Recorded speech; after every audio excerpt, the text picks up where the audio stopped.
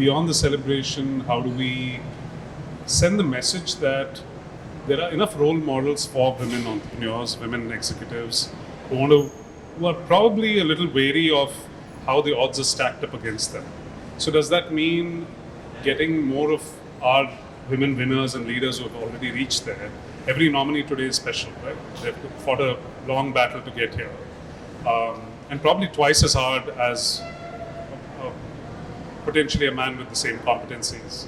And those stories I don't think get told enough, right? So one is to know them post facto and celebrate them, but how does one go and story tell what it took to get here?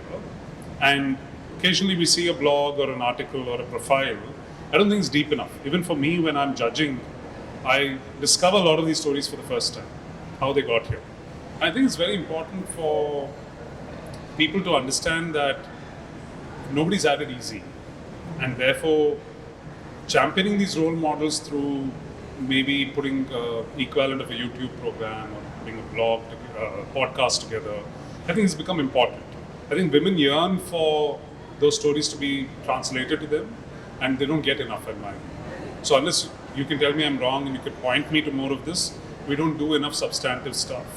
And I don't think, just printing a snippet or showcasing something for a minute or two does justice to that story.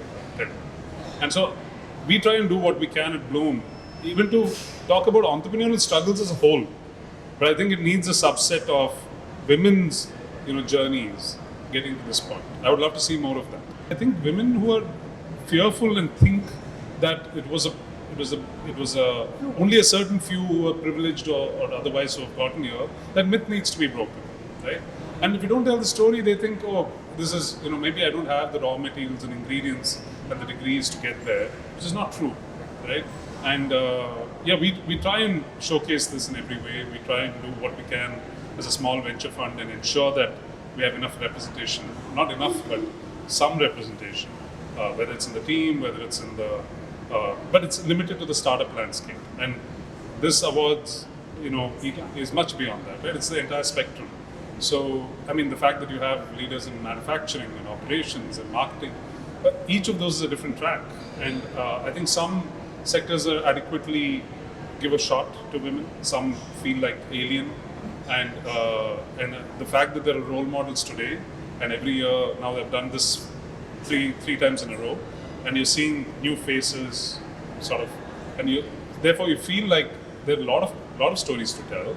And why are we limiting it only to highlighting that in a nomination process or the end state awards process? We're not talking about the backstories a lot more. And you might get an impression that these are mediums which are difficult to grasp. People don't want to hear 1 hour stories. But I think women, whenever we have tried, we have a community initiative called Lead Tribe. And when you give those opportunities to women, they are hungry. They want to grasp it, right? And they want to soak it up. And I don't think enough of content is out.